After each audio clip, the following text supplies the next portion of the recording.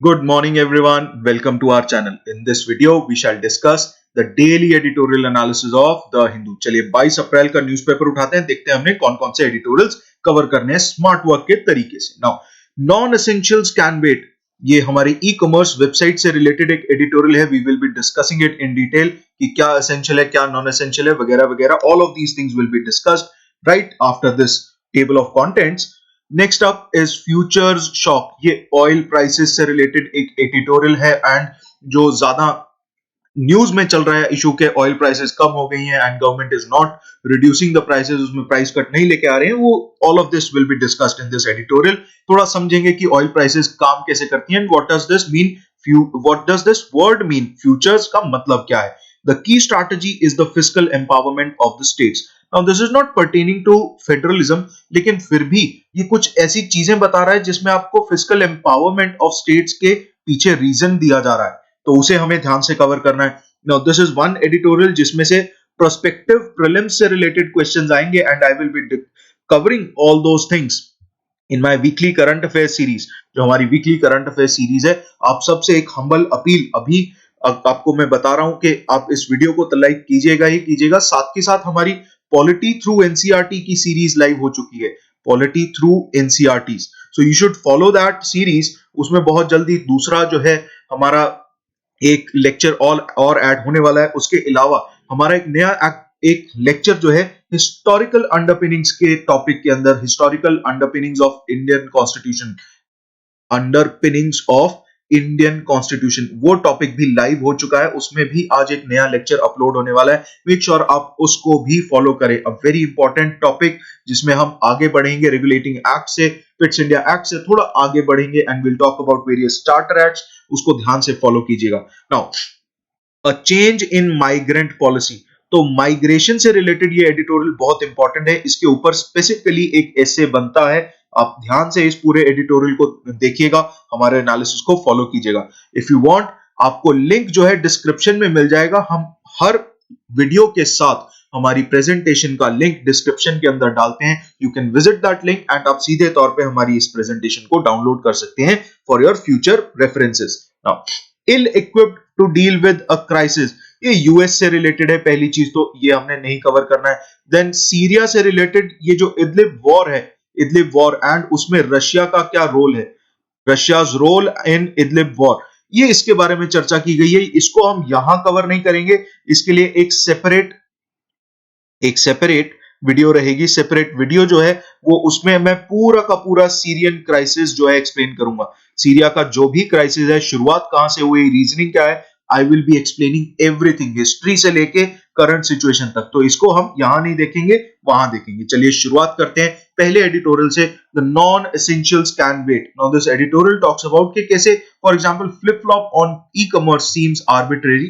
जो डिसीजन लिया कि पहले था कि आपको अलाउ किया जाएगा, फिर उसके बाद सेंटर ने लास्ट मिनट रिवर्सल किया अपने डिसीजन का. Caution is best during pandemic, ये सलाह दी गई है इस एडिटोरियल के अंदर. नाउ ई कॉमर्स को पहले तो अलाउ किया गया था ई कॉमर्स कंपनीज को कि आप रिज्यूम कर दीजिए deliveries of non essential items, लेकिन लास्ट मिनट में उसके ऊपर सेंटर ने रिवर्सल लिया, which is welcome given that India is still not out of the woods in its pandemic fight. ठीक है जी. तो अब कारण क्या है, इनफैक्ट अगर आप अलाउ कर भी देते तो ई कॉमर्स ऑपरेटर्स जो थे they were already sceptical. Reason being they were saying कि हमारे पास lack of level playing field है एज ऑफ नाउ. अगर हम बात करें ब्रिक एंड मोर्टार रिटेलर्स, आज की डेट में any individual would prefer a brick and mortar retailer. कारण क्या है, पीछे जो दिल्ली के अंदर जोमेटो से रिलेटेड जो डिलीवरी बॉय का इशू हुआ था, उसके बाद से ज्यादातर लोग थोड़ा स्केप्टिकल है. इसी वजह से e commerce websites they were skeptical that this move might not be fruitful, and in fact उसकी वजह से ऐसा भी हो सकता था कि आप जहां आप ह्यूमन इंटरेक्शन को मिनिमाइज करने की कोशिश कर रहे हो, नेग्लिजिबल लेवल पे लेके आने की कोशिश कर रहे हो, when the lockdown is aimed at restricting movement to the barest minimum, this might have certain repercussions which basically would increase the chain of transmission and इससे फर्क पड़ सकता था. With non essential items taking items ranging from apparels to books to electronics and home appliances constituting the bulk of the listings on e-commerce websites. every additional product category would involve that many more people getting activated along the supply chain. अब यहाँ पे जो आप expect कर रहे हो कि minimise करें आप और ब्रेक करें चेन ऑफ ट्रांसमिशन को, वहां पे आप जो है ज्यादा से ज्यादा आप प्रोड्यूसर से लेके सप्लायर तक और फिर उसके बाद ट्रांसपोर्ट ऑपरेटर तक और फिर एडिशनल डिलीवरी पर्सन तक, आप देखिए कितनी इकोनॉमिक एक्टिविटी जो है वो स्पर हो जाएगी. Now although it is basically desirable in a normal condition, लेकिन अदरवाइज जहां पे आप सारी की सारी एक्टिविटी को कंट्रोल करने की कोशिश करें, रिस्ट्रिक्ट करने की कोशिश करें मूवमेंट को, तो ये बहुत ज्यादा मूवमेंट हो जाएगी एंड जो चेन ऑफ ट्रांसमिशन है वो इंस्टिगेट हो सकती है. चलिए, it would seem a reasonable argument that as many sectors and jobs that can be allowed to reopen with stringent safeguards mandated ought to be permitted to do so in a phased manner. तो phased manner में जैसा कि सरकार भी expect कर रही है, in fact it is highly unlikely that even after 3rd of May everything would reopen. एकदम से सब कुछ नहीं होगा, स्टैगर्ड मैनर में धीरे धीरे करके सेफगार्ड्स के साथ, मैंडेटेड सेफगार्ड्स के साथ चीजें खुलने के आसार हैं. Among the sectors that can resume are agriculture and horticulture activities, banking for example, cargo transportation, construction and manufacturing of specific goods.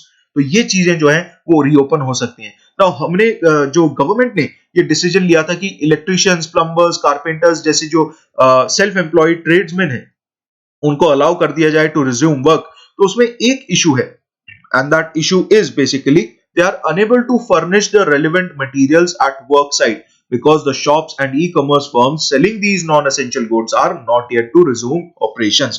तो उनको raw material कह लीजिए या material for their trade वो मिल तो रहा नहीं है. That is why they are unable to ply with their trades. They are unable to ply with their trades. तो ऐसे में ये allowance जो मिला भी इनको, ये भी it is more like a half-baked cake. Lost here though is the very definition of what ought to be deemed essential. Essential है क्या आज के जमाने में? क्या एक packet of essential cheese slice ज्यादा वाइटल है as compare to a non essential item जो कि एक लैपटॉप है? फॉर एग्जांपल मैं आप लोगों तक लैपटॉप के जरिए पहुंच पा रहा हूं, तो क्या ये नॉन एसेंशियल आइटम है? और चीज स्लाइस जिसके बिना आप जिंदा रह भी सकते हैं या आपका काम चल भी सकता है, तो क्या ये एसेंशियल है और ये नॉन एसेंशियल है for a person working from home और अटेंडिंग ऑनलाइन क्लासेस? आज सारे के सारे स्कूल्स ऑनलाइन क्लासेस देने लगे हैं. As lockdown extends, what might have been non essential initially might turn essential later. ऐसा भी हो सकता है कि यही लैपटॉप जो है आपकी इकोनॉमिक एक्टिविटी को स्पर करने के लिए मददगार हो सकता है और ये सिर्फ और सिर्फ आपके रेवेन्यूज को एक्सपेंडिचर की तरफ लेके जा सकता है. Now this is something that we need to understand कि क्या आज जो चीज नॉन एसेंशियल है कल को वो एसेंशियल हो जाएगी तो फिर क्या करेंगे, right? Protecting lives must be prioritised over allowing commercial activity even when the line between essential and non-essential purchases remains a blur. ऐसी सिचुएशन में भी आपको थोड़ा सावधानी बरतनी होगी. चलिए आगे चलते हैं अगले एडिटोरियल की तरफ, देखते हैं फ्यूचर्स शॉक क्या कहता है. Now futures shock talks about the steep fall in oil prices. Oil के दामों में जो गिरावट आई है, स्टीप गिरावट आई है, उसके बारे में थोड़ा सा चर्चा करते हैं, देखते हैं ये क्या हुआ है. ऐसा पहली बार नहीं हुआ है, एक्चुअली 5 डेकेड्स पहले, आज से 50 साल के करीब पहले ऑयल शॉक हुआ था 1973 का, जब अरब्स ने एक एम्बार्गो लगा दिया था on the supply of oil to some western powers including US को भी जो है एम्बार्गो लगा दिया था कि आपको सप्लाई नहीं करेंगे, which sent the price of crude skyrocketing fourfold, $12 पर बैरल पहुंचा दिया गया था 4 गुना. 1973 के हिसाब से हम कह रहे हैं the global economy faces a fresh shock from a free fall in prices. Now अगर सलमान भाई होते तो he'll be going, ऐसा पहली बार हुआ है 17-18 सालों में. Now पहली बार हुआ तो है, लेकिन हुआ क्या है? मई के जो फ्यूचर्स हैं, मई मंथ के जो फ्यूचर्स हैं, नाउ दिस फ्यूचर्स, ये फ्यूचर्स होते क्या है basically? It is basically something जहां पे आप ये कहते हैं कि मान लीजिए मेरे पास ऑयल है, मान लीजिए मेरे पास ऑयल है, तो मैं ऑयल को जब सेल ऑफ करता हूं तो बायर जो है मुझे कहता है कि मैं आपसे इस फलाना तारीख को, फॉर एग्जांपल मैं अप्रैल में सेल ऑफ करता हूं, तो बायर मुझे कहता है कि मैं आपसे मई में लूंगा, अप्रैल में नहीं लूंगा, मई में लूंगा, फ्यूचर में किसी फ्यूचर डेट को लूंगा. तो वो फ्यूचर डेट को लूंगा और आपको गारंटी देता हूं कि मैं खरीद लूंगा. तो ऐसे में जो सेलर है वो एक प्राइस फिक्स करता है for a future date. Seller की प्राइस फ्यूचर डेट के लिए फिक्स हो जाती है। वो बायर जो है एज ऑन टुडे एंड आगे की स्पेकुलेशंस के हिसाब से जो है आपको प्राइस जो है देता है, नेगोशिएशंस होती हैं, सब होता है। अब आज की डेट में बायर इज नॉट फिजिकली, कह लीजिए he is not capable enough to pick up this oil, इस प्रोडक्ट को उठाने में, उसको फिजिकल डिलीवरी लेने में ही उसके लिए मुसीबत हो पा रही है। दैट इज वाई, क्योंकि बायर खरीद नहीं पा रहा है, इस वजह से मे के फ्यूचर्स की जो अगर हम बात करें ऑयल की, तो उसमें प्राइसेस में गिरावट आई है, क्योंकि जो सेलर है वो उसे और कहीं बेच नहीं पा रहा है, क्योंकि ये कॉन्ट्रैक्ट है और बहुत दिक्कत आ रही है, क्योंकि physical transmission of these products it is highly unlikely. तो ऐसे में हुआ क्या है, एक पर्टिकुलर ऑयल, क्रूड ऑयल की अगर हम बात करें, that is West Texas Intermediate, ये यूएस का क्रूड ऑयल है। This has plunged to a below zero, a historic low which is -40.32 barrel. ये इंपॉर्टेंट नहीं है, पहली चीज, this is not important, this is important. Now West Texas Intermediate जो है, this is a US crude oil, and ये US crude oil is something जिसको India import या अगर करता है तो बहुत मिनिमल लेवल पे करता है या नहीं करता है। भारत का मैक्सिमम क्रूड जो है it is known as Brent crude. Brent crude जो है भारत यूज करता है, भारत में जितनी भी रिफाइनिंग भी होती है तो वो ब्रेंट क्रूड की होती है। WTI, waste Texas intermediate, is not the brand that India uses. Now a negative price implies कि जो सेलर है, जो ये सेलर है जो बेचना चाह रहा है, he would have to pay the buyer to hold the oil to be supplied. कि सेलर जो है बायर को कहे भैया मेरे से पैसे ले लो लेकिन ये ऑयल ले जाओ, राइट? तो that is what is happening. -40 means that while it could partly be explained by as a technical anomaly given that the May contract was set to expire on Tuesday। तो आज Wednesday है, Tuesday को ये contract expire होना था and buyers would need to be ready to take physical delivery, and वो रेडी नहीं थे। Reality is that oil prices are desperately in search of a bottom. अब हालांकि ये टेक्निकल अनोमली हो सकती है, ये जो -40 वाली जो है, लेकिन आपको ये समझना होगा कि otherwise as well oil prices are desperately in search of a bottom, मतलब बहुत उसमें गिरावट आने के आसार हैं, आ भी रही है और आगे भी आ सकते हैं। Now a perfect storm a perfect storm of a supply glut exacerbated in March by a price war that saw key producers, Saudi Arabia की बात करें, रशिया की बात करें, they ramped up the output even as the demand continued to contract। अब supply जो है, output जो है वो बढ़ रहा है और डिमांड कम हो रही है, तो जब बाहर सामान ज्यादा है, आप खरीदना चाहते नहीं है, तो सेलर क्या कहेगा, चलो भैया इतने में ले लो, नहीं तो इतने में नहीं सी, तो चलो 10 रुपए नहीं देने तो 5 रुपए दे दो। तो इस तरीके से प्राइसेस जो है ऑयल की वो धीरे धीरे गिर रही है because of this price war जो है। इसका इंपैक्ट जो है कोविड-19 की वजह से ऐसा देखने को मिल पा रहा है। चलिए आगे चलते हैं, देखते हैं भारत के ऊपर क्या असर पड़ेगा and whatever we need to understand from this entire episode. Brent crude के अगर फ्यूचर्स की बात करें, दे हैव आल्सो टम्बल्ड, ऐसा नहीं है कि उनमें गिरावट नहीं आई है। 67% गिरावट आई है 2020 के अंदर अंदर, to about $21 per barrel as of Tuesday afternoon in London trading। ये सब चीजें इंपॉर्टेंट नहीं है, याद नहीं रखनी है, लेकिन 67% डिक्लाइन आया है, इसको कहीं ऐसे याद रख लीजिएगा, करीब करीब 70% डिक्लाइन आया है ब्रेंट क्रूड की प्राइसेस के अंदर। जहां पे अगर आप WTI फ्यूचर्स की बात करें, वेस्ट टेक्सास की बात करें, तो वेस्ट टेक्सास वाले ऑयल की अगर आप बात करें तो उसके फ्यूचर्स में 110% गिरावट आई, -$5.78 तक। Now this value, this price is not important, लेकिन आपको ये समझना है कि फ्यूचर्स क्या होता है, फ्यूचर्स ट्रेडिंग क्या होती है, एंड उसके अलावा अगर क्रूड फ्यूचर्स में गिरावट आती है तो उसके क्या इंप्लीकेशंस भारत के ऊपर पड़ते हैं, सब हम देखेंगे यहीं पे। नाउ इंटरनेशनल एनर्जी एजेंसी ने ये ऑब्जर्व किया that confinement measures have resulted in a worldwide dramatic decline in transportation activities। This is very very important। चलिए ट्रांसपोर्टेशन एक्टिविटीज में वर्ल्ड वाइड डिक्लाइन हुआ है। Now, इतनी बड़ी बात कह दी इंटरनेशनल एनर्जी एजेंसी ने, आर यू रियली सीरियस? इतना ज्ञान लाते कहां से हैं? बेसिकली इतना बेसिक चीज जो एक +2 लेवल के एक इकोनॉमिक स्टूडेंट को या कह लीजिए आप हम जैसे लोगों को हमें भी पता होगा, इससे ज्यादा जो है IEA को थोड़ा करना चाहिए था, जिसमें उसे ऑयल के प्रोडक्शन के ऊपर एंड उसकी सप्लाई के ऊपर कुछ ना कुछ कह लीजिए डिसीजन लेना चाहिए था, जिसके ऊपर आप कह लीजिए कि जो पर्टिकुलरली हमारी डेवलपिंग कंट्रीज हैं, डेवलपिंग कंट्रीज एंड जो एलडीसीज हैं उनके साथ मिलकर जो ऑयल प्रोड्यूसिंग नेशंस हैं, ओपेक कंट्रीज हैं, उनके साथ कुछ चर्चा करनी चाहिए थी. That has not been done. This is something that IEA should have done.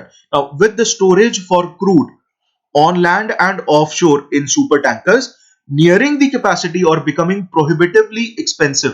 अब इसको स्टोर करना बहुत मुश्किल हो गया. देखिए, क्रूड ऑयल को स्टोर करने में भी खर्चा होता है, तो वो या तो प्रोहिबिटिवली एक्सपेंसिव हो गया या फिर वो अपनी कैपेसिटी तक पहुंच गया है. तो डिमांड क्या होगी?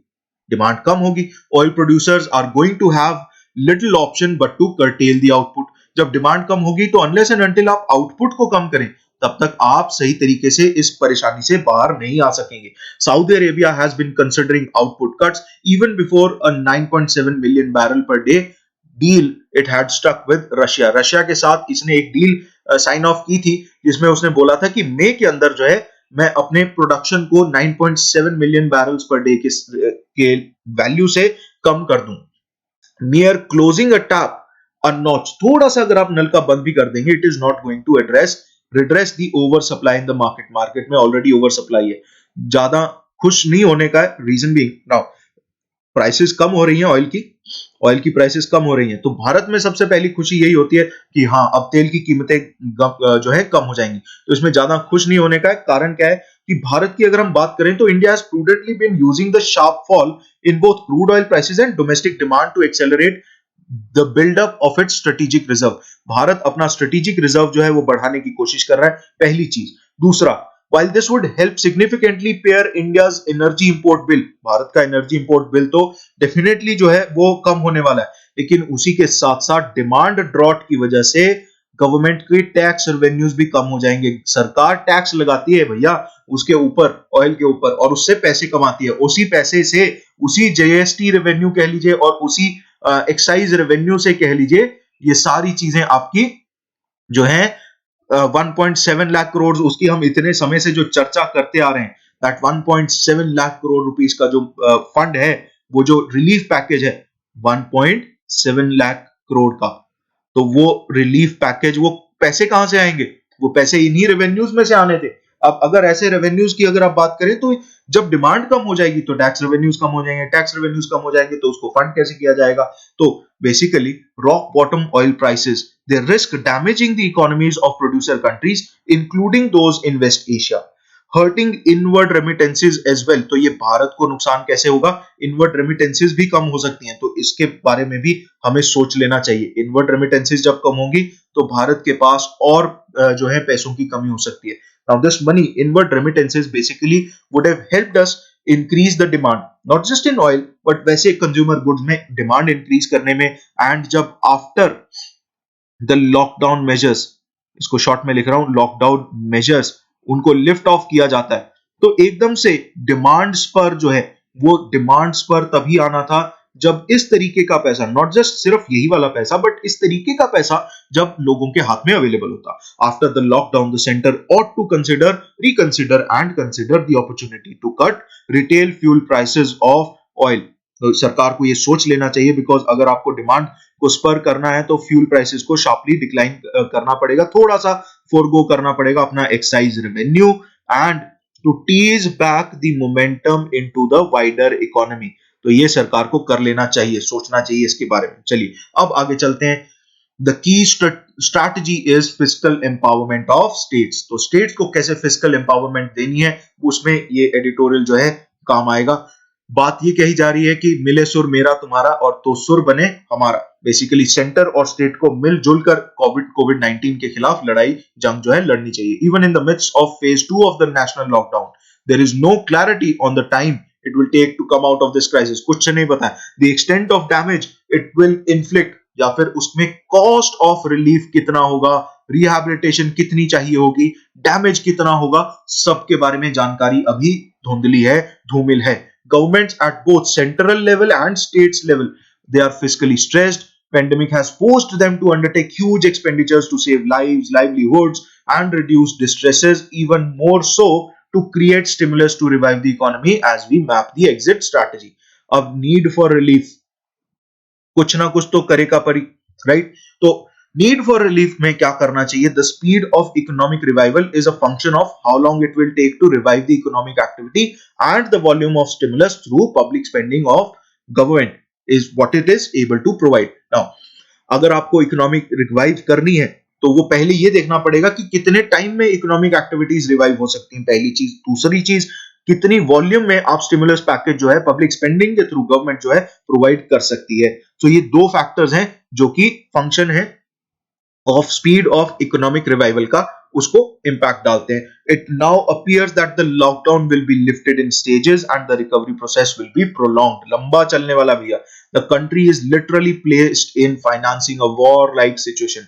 एक वॉर लाइक सिचुएशन हो रखी है, गवर्नमेंट वॉर रूम के अंदर है and it will have to postpone the fiscal consolidation process. Now this has been going on and on for a while. मैं 4 अप्रैल से ये चीजों को बार बार बोल रहा हूं that government should, अब आप लोग ही हैं, आप लोग ही सरकार तक मेरी बात पहुंचा सकते हैं। इस वीडियो को शेयर भी कीजिएगा एंड लाइक जरूर कीजिएगा। Subscribe to the channel as well. अगर आपने अभी तक सब्सक्राइब नहीं किया है, मेक श्योर आपकी वो बेल आइकन को जरूर दबा दीजिएगा ताकि हम इसी तरीके के इंपॉर्टेंट इंफॉर्मेशन को एक दूसरे के साथ साझा करते रहें। चलिए, now what is the need?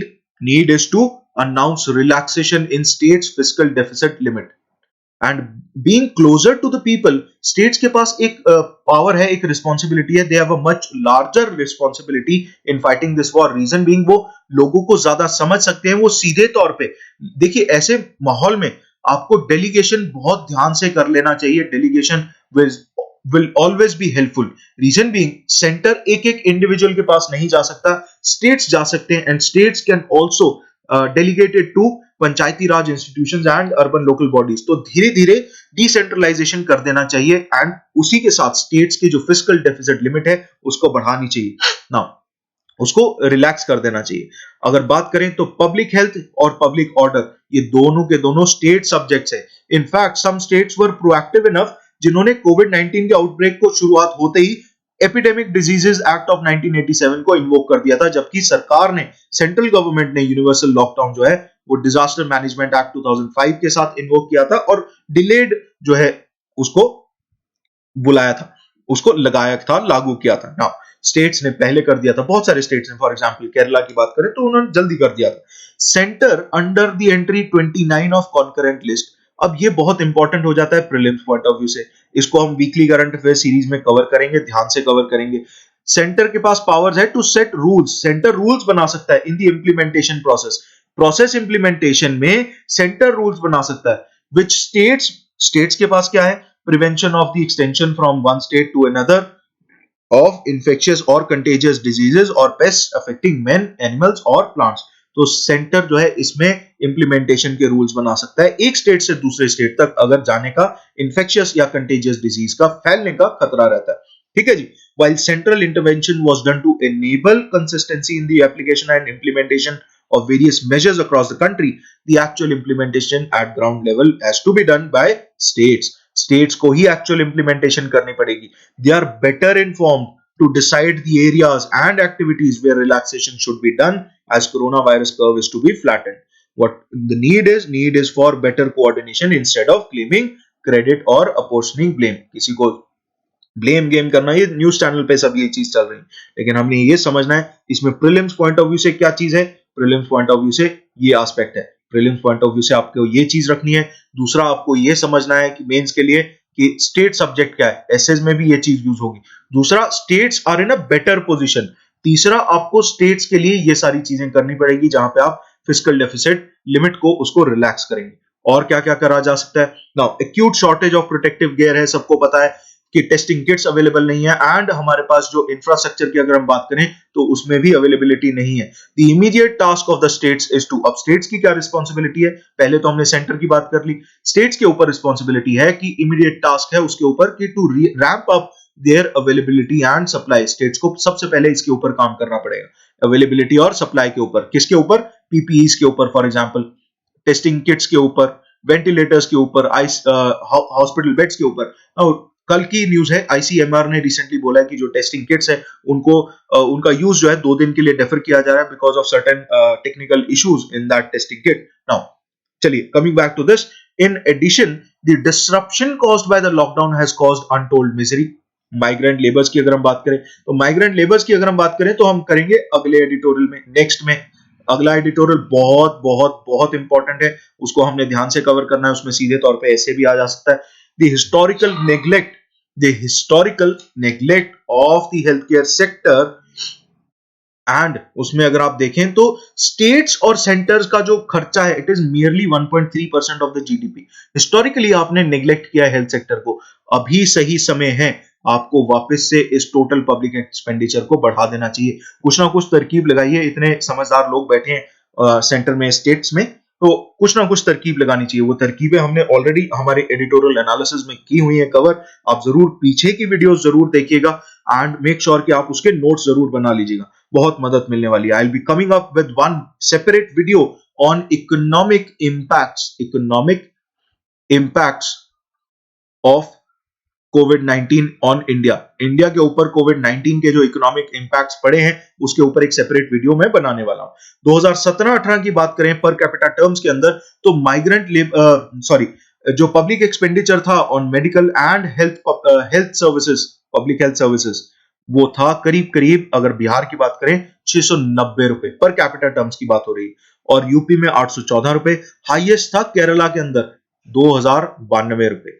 और इसी के साथ अगर हमने कंपैरिजन करना है तो हमें things should be kept in perspective. तो जो सेंट्रली स्पॉन्सर्ड स्कीम है national health mission, it is inadequately funded, funds पूरे नहीं है, माइक्रो मैनेजमेंट की जा रही है with grants given under more than 2000 heads, 2000 से ज्यादा इसमें टॉपिक्स कह लीजिए या कह लीजिए कि हेड्स है, and they are poorly targeted.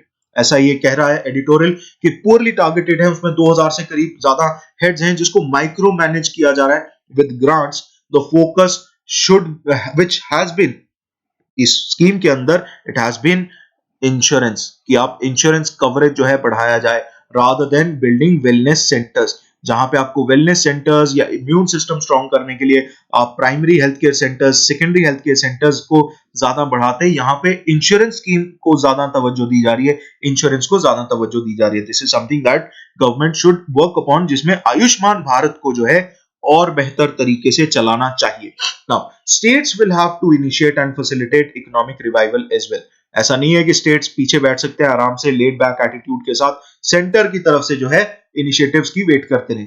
Hand holding SME, small and medium enterprises, उनको हाथ पकड़कर आपने आगे चलाना होगा, जिन्होंने ऑलरेडी प्रोडक्शन सीज कर दिया। Providing relief to the farmers is also of foremost importance, जिन्होंने पेरिशेबल क्रॉप्स को जो है उनका नुकसान हुआ है, उसकी वजह से पेरिशेबल क्रॉप्स जो है उनकी खराब हो गई हैं। Preparing them for sowing in kharif season, rabi का तो हार्वेस्ट हो गया, अब खारिफ सीजन की सोइंग की भी तो शुरुआत करनी है। And other tasks that require spending, तो स्टेट्स को इसके ऊपर फोकस करना चाहिए। In fact states have been proactive. For example अगर केरला की बात करें तो केरला ने 20,000 करोड़ का वो जो एक पैकेज निकाला था to fight this pandemic. Almost all states have taken measures to provide food, लेकिन अभी भी what we need to do is we need to ramp up healthcare requirements, we need to have better implementation of these kinds of schemes। जो भी relief packages हैं उसमें better implementation की जरूरत है। देखिए मैं बहुत समय से इस चीज की चर्चा कर रहा हूं दैट इंडिया बेसिकली हैज एक फिस्कल डेफिसिट होता है, एक रेवेन्यू डेफिसिट होता है, भारत के अंदर इंप्लीमेंटेशन डेफिसिट है, deficit of implementation.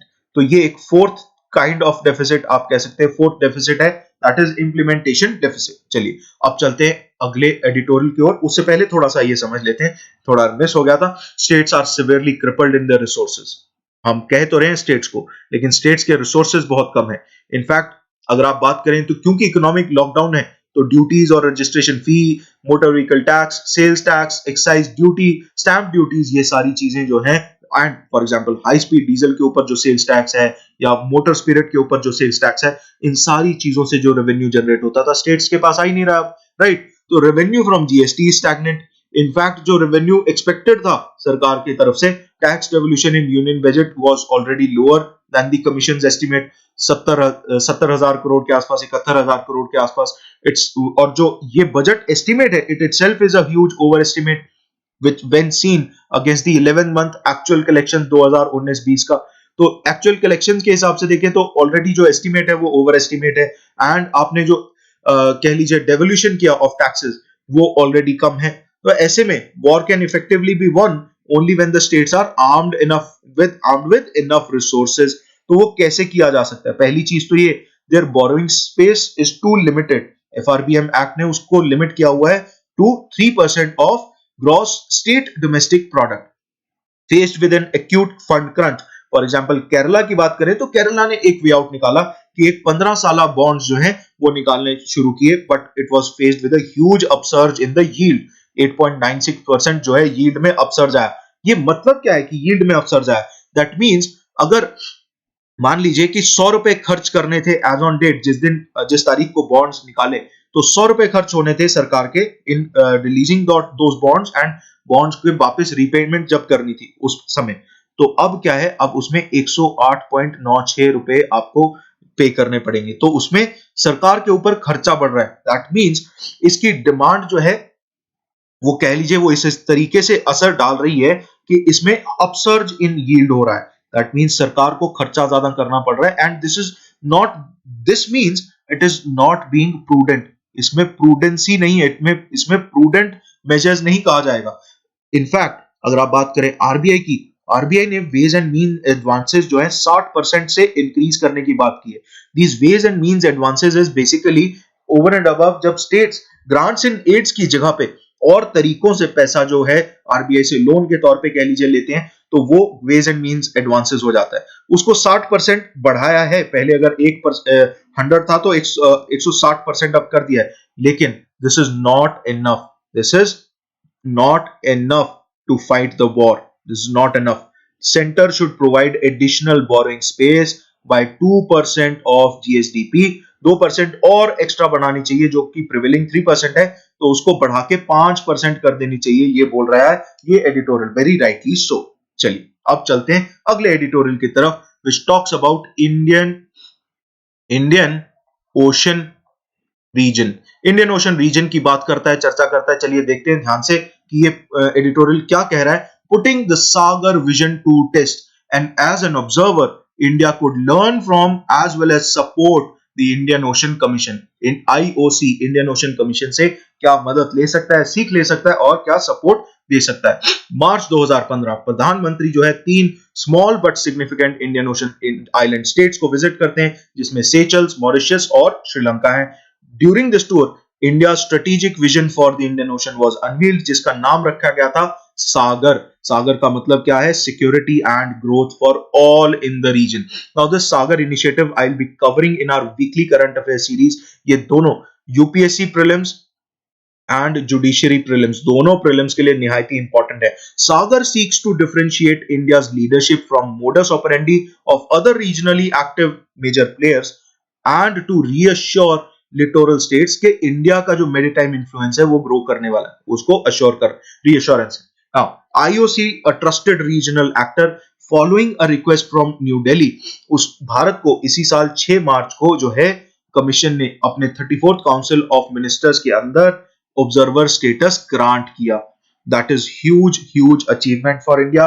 Now founded in 1982, देखिए ये डिटेल जो है मैं वीकली करंट अफेयर सीरीज में कवर करूंगा, आप उसकी चिंता मत कीजिएगा।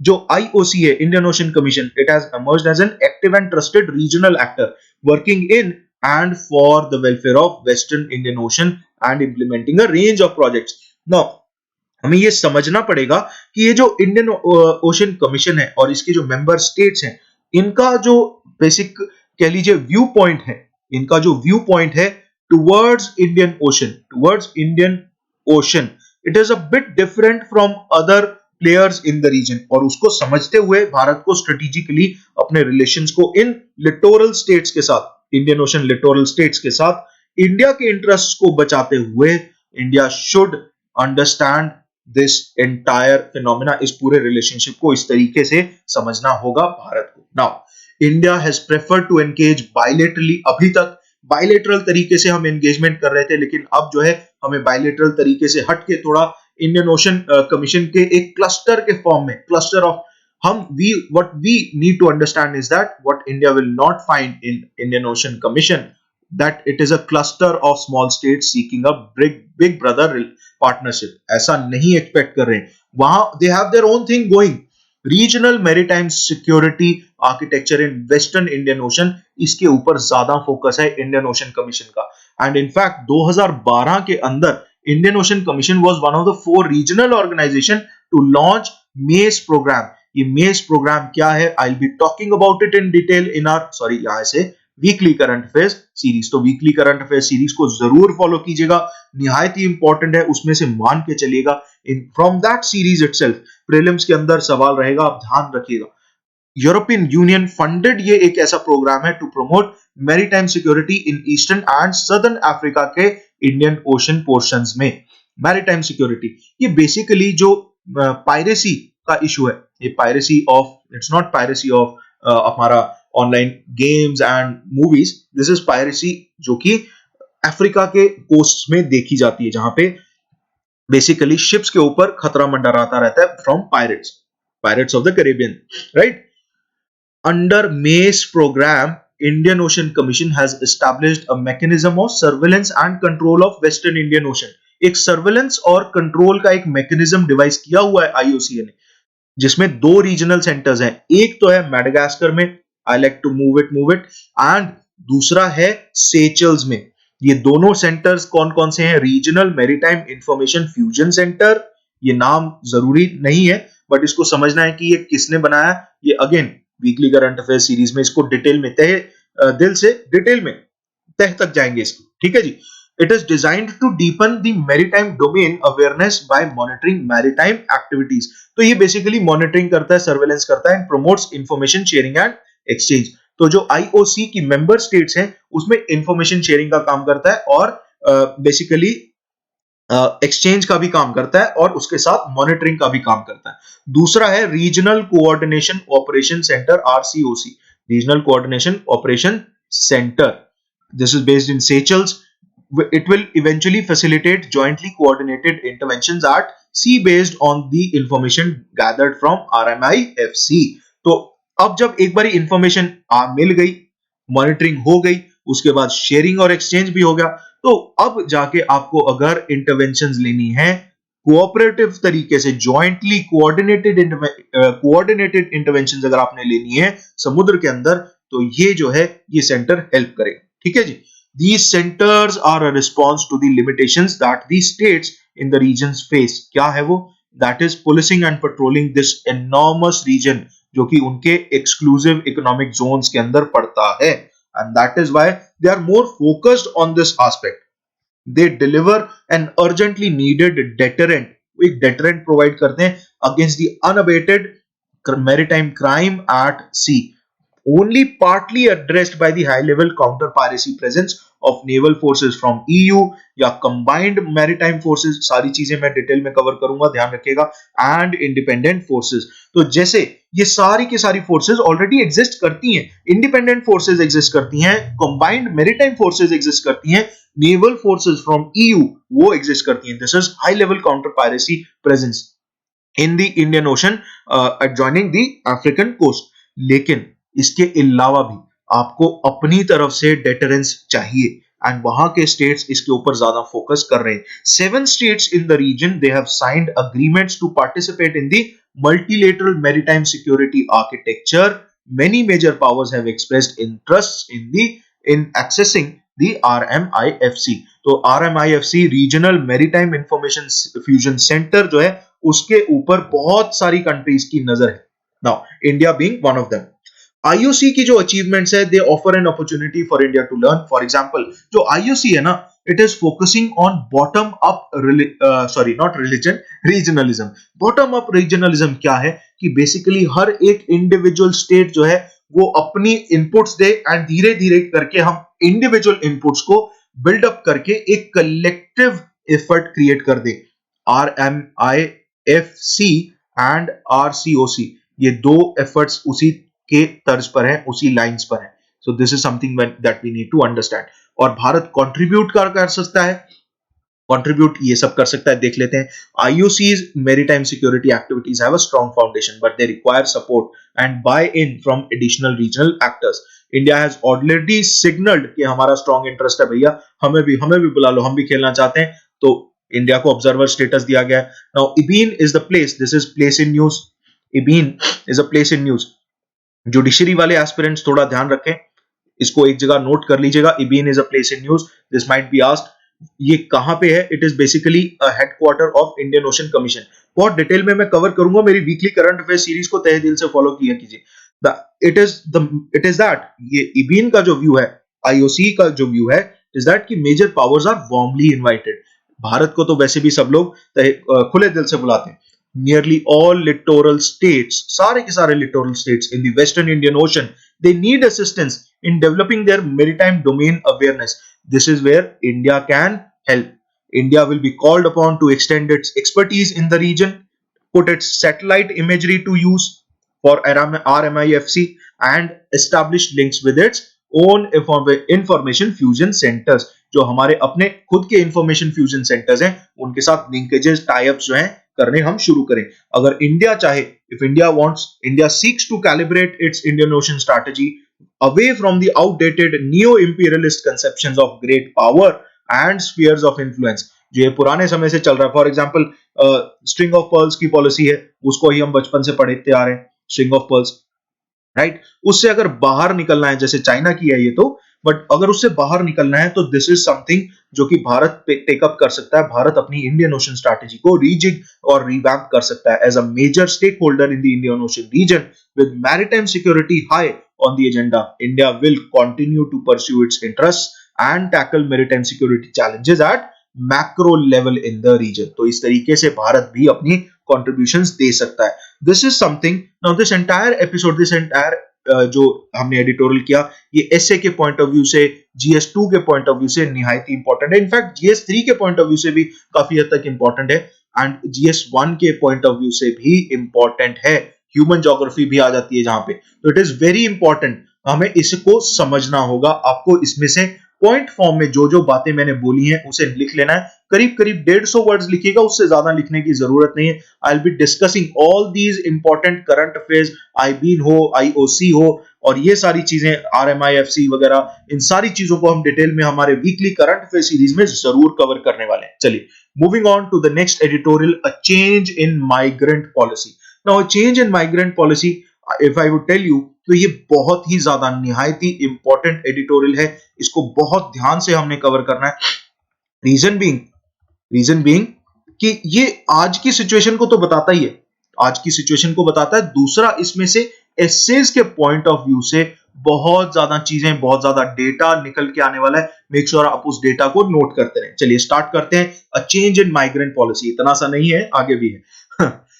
खुश हो गए थे एकदम से। Addressing the immediate migrant distress, that is the need, a need, फालतू लगा दिया, a need to think of long term solutions.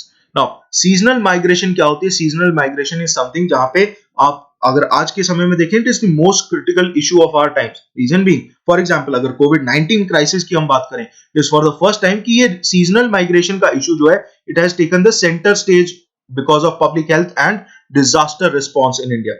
इस रीजन की वजह से ये seasonal migration का issue जो है वो सामने आ गया है। In the past, we have seen mass exoduses, हमने पहले देखे हैं, which have taken place because of disaster such as famine, drought, flood, and even regional conflict. What is common in these narratives is the decisive role played by the state or the lack of it. जिस तरीके से सरकार या state in general जो है decisive role play कर सकता है और नहीं कर रहा है, उसके ऊपर ये चर्चा है। चलिए थोड़ा सा डिटेल में देखते हैं।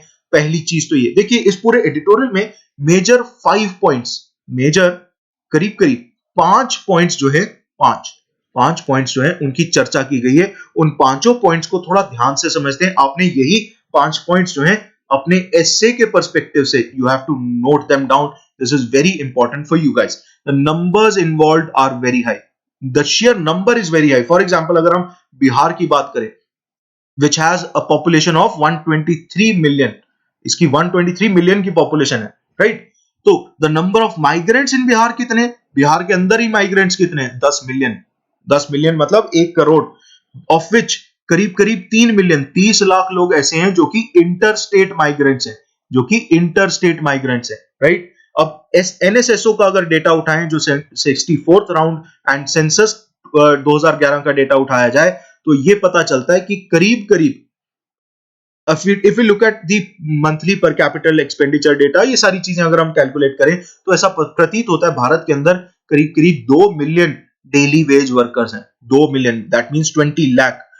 फेब और मार्च के अंदर बात करें, there are which are a lean season, इसमें ज्यादा काम नहीं होता है। रूरल टू रूरल माइग्रेशन इसके दौरान बहुत होती है। Yet the current figure of interstate seasonal migrants stands at about 1.4 million. अभी भी, क्योंकि प्रोस्पेक्ट्स नहीं है, इस वजह से अभी भी अर्बन माइग्रेशन हो रही है। States interstate migration is always urban migration, तो इंटरस्टेट माइग्रेशन अभी भी हो रही है। फॉर एग्जांपल अगर आप दिल्ली एनसीआर का बात करें, उसका डेटा देखें, तो जो 20% बिहारी माइग्रेंट्स हैं, जो बिहार के माइग्रेंट्स हैं, तो उसमें से 20%, अगर 100 माइग्रेंट्स बिहार से निकलते हैं तो उसमें से 20 लोग जो हैं एनसीआर में जाते हैं। They are working there.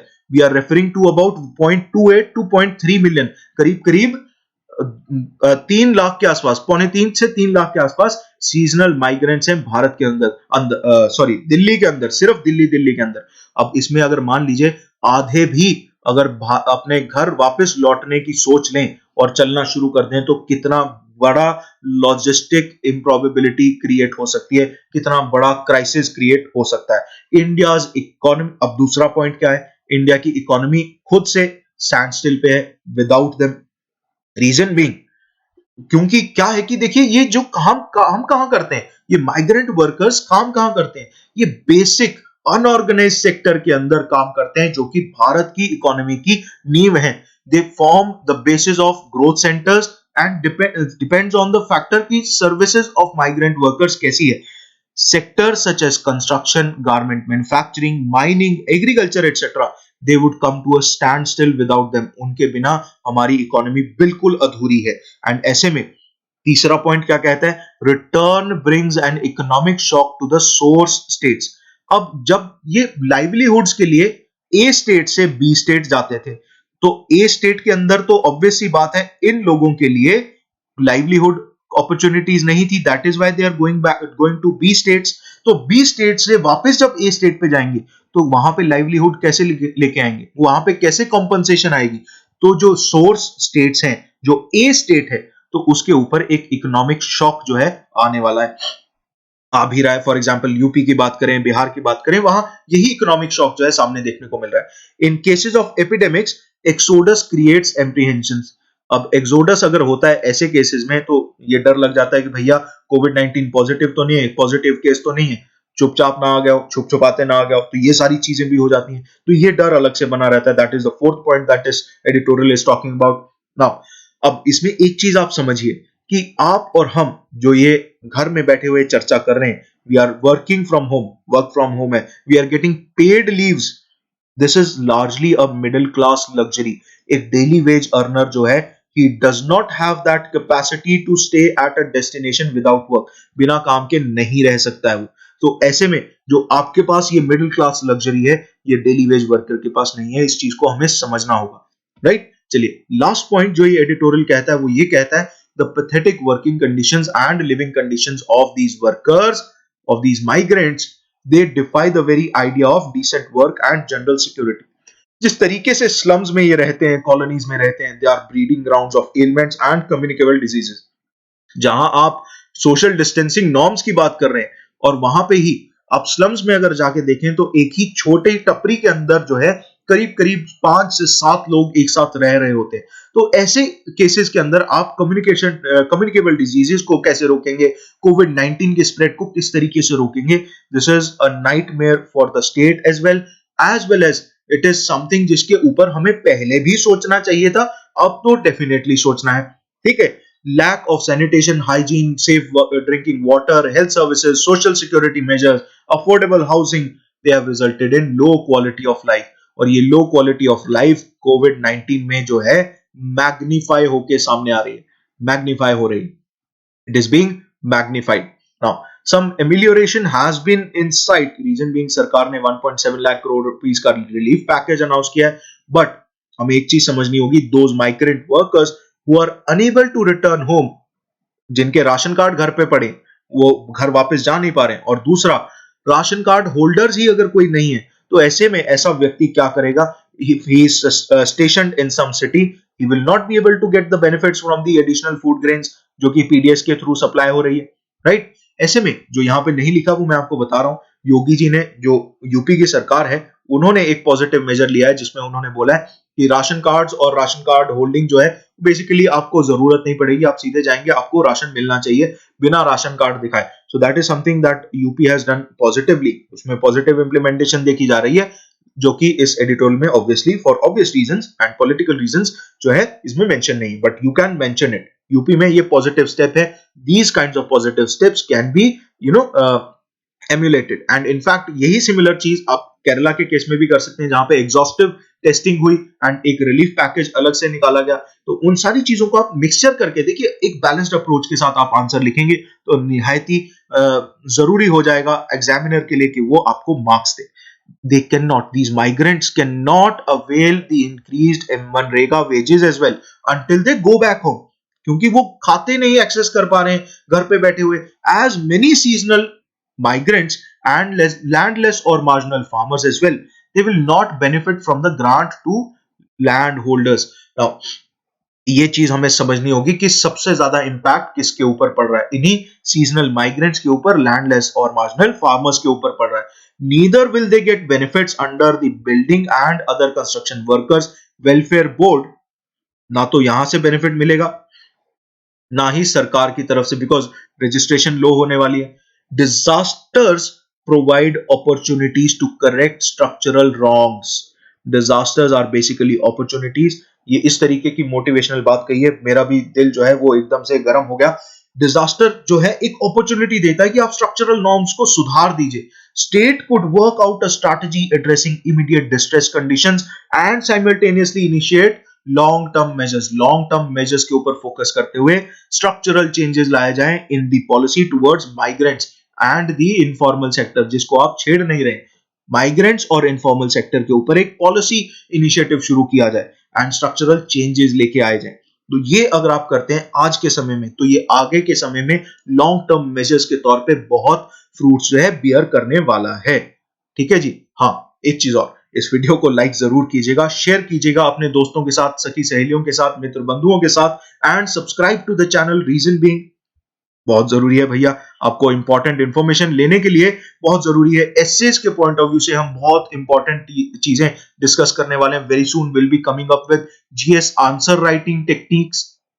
हमारा जो भी 10 साल का एक्सपीरियंस है इस फील्ड में, 10 years experience with so many successful candidate, I am telling you कि आप इस पूरे एपिसोड को, पूरी सीरीज को, एंड उसके अलावा आप historical underpinnings of Indian constitution series को फॉलो कीजिए, हमारा पॉलिटी थ्रू एनसीईआरटीज फॉलो कीजिए, polity through NCERTs. Very soon will be coming up with a rapid expensive कह लीजिए सीरीज, जिसमें आप जो है आपको आपके एग्जाम्स में, जीएस के अंदर, प्री में, इंटरव्यूज में, मेंस में, sub level of the exam cover होने वाले हैं। इनफैक्ट आप अगर हमारे चैनल को फॉलो करते हैं, with in the coming few months आपको बहुत ज्यादा वैल्यू एडिशन देखने को मिलने वाली है। Reason being we are focused on delivering justice to your aspirations. We want to deliver justice to your aspirations. Reason being we know कि कहीं पर भी एक साथ सही तरीके से वेल कंपाइल्ड कंटेंट नहीं अवेलेबल होता है, and this is something Nyay academy is committed to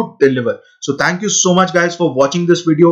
make sure आप इस वीडियो को लाइक जरूर कीजिएगा, अपने दोस्तों के साथ शेयर जरूर कीजिएगा, एंड हमारी historical underpinnings of Indian constitution वाली जो सीरीज है उसे आज मिड डे तक आप देख जरूर लीजिएगा, बिकॉज उसमें एक नई वीडियो चढ़ने वाली है। एंड इस सुंदर से, इत्तू से प्यारे से बेल आइकन को जरूर क्लिक कर दीजिएगा। रीजन बीइंग वी वांट कि जैसे ही हम इंपॉर्टेंट कंटेंट लेके आए तो अब आपके मोबाइल फोन्स की थोड़ी सी छोटी सी प्यारी सी घंटी जो है बज जाए। सो thank you so much for watching. This is me signing off from न्याय अकेडमी ऑफ विजडम।